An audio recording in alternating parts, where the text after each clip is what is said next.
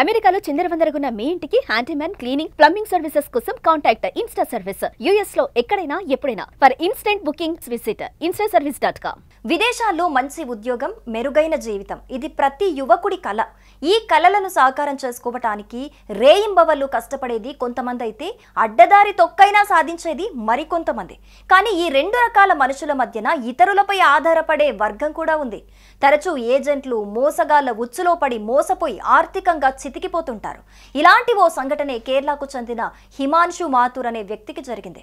Australia వెళ్లాలన్న తన కల కోరి తెచ్చుకున్న నరకయాతనలా మారింది.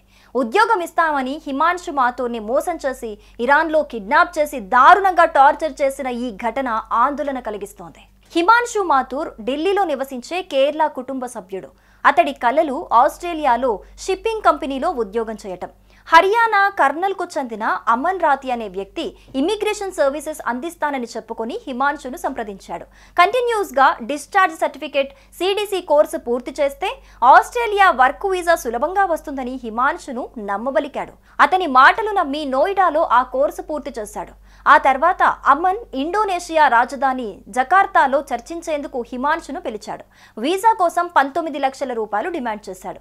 నమ్మిన హిమాన్షు ఢిల్లీ నుంచి జకార్తాకు పయనించాడు. అక్కడ పానీపట్కు చెందిన విశాల్ అనే వ్యక్తిని కలిశాడు. 3 వారాల తర్వాత అమన్ విశాల్తో కలిసి ఢిల్లీకి తిరిగొచ్చారు. ఆగస్టు 9న కర్నల్కు చెందిన తమ మనిషి వస్తాడని, అతనికి 12 లక్షల రూపాయలు వీసా నిమిత్తం ఇవ్వాలని అమన్ కోరాడు. మిగిలింది తర్వాత సెటిల్ చేసుకుందామని హిమాన్షును నమ్మించాడు.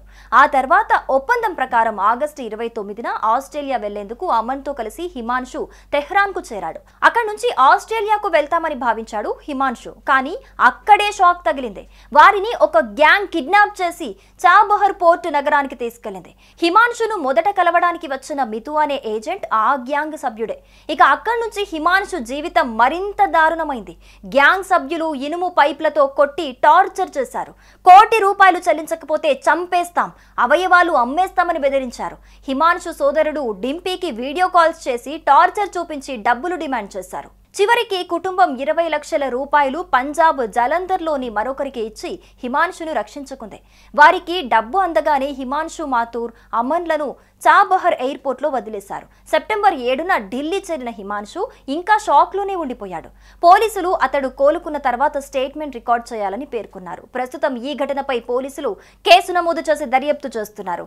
ఆస్ట్రేలియా కలలతో దేశం విడిచి వెళ్లాలనుకునే యువకులు మోసాలకు గురవకుండా జాగ్రత్తలు తీసుకోవాలని సూచిస్తున్నారు. హిమాన్షు ఎదుర్కొన్న చేదు అనుభవం ఇల్లీగల్ ఇమిగ్రేషన్, ట్రాఫికింగ్ లొసుగులకు మరింత బలపరుస్తోంది. ఈ భయానక అనుభవం నుంచి కోలుకుని హిమాన్షు మళ్ళీ సాధారణ జీవితానికి తిరిగి రావాలని అందరూ కోరుకుంటున్నారు.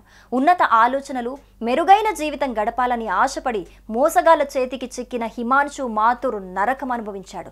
ఈ ప్రాసెస్తో తనను మోసం చేద్దామని వచ్చిన అమన్ రాతి కూడా కిడ్నాప్ గ్యాంగ్ దగ్గర ఇరుక్కొని చిత్రహింసలు అనుభవించాడు.